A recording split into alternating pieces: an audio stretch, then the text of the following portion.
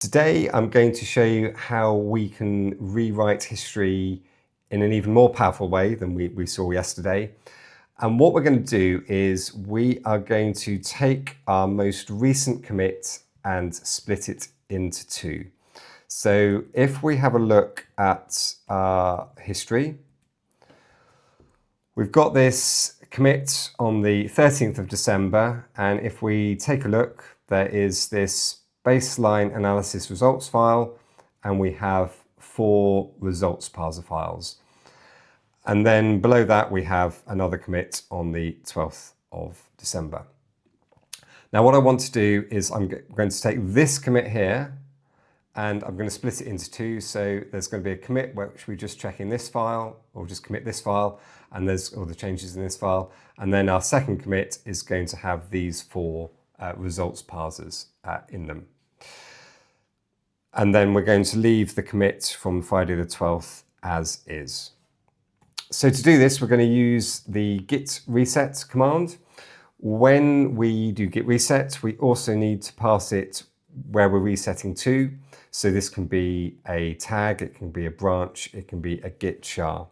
And what we can use is the git head ~1, and we will reset git to, in this case, the previous commit.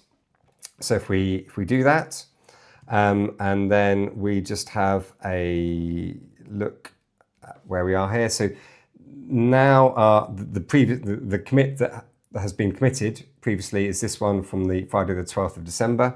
And if we do a git status, we can see all of the files that were originally in the commit that we want to break into, they're now in the working area.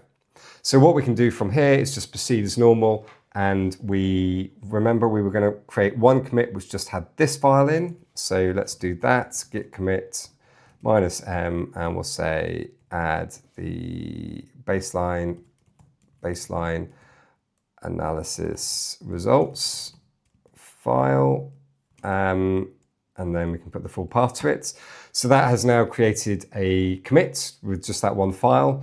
So if we look at the git status, we've still got now the 4 results parsers, and they are in the working area. And if we look at our log, we have this unchanged commit from Friday the 12th. We have a new commit, which just contains baseline analysis results changes. And then finally, we are going to create a commit which has the results parsers in them. So add results parsers. We'll make that commit. So now if we do a git status, there's nothing to commit.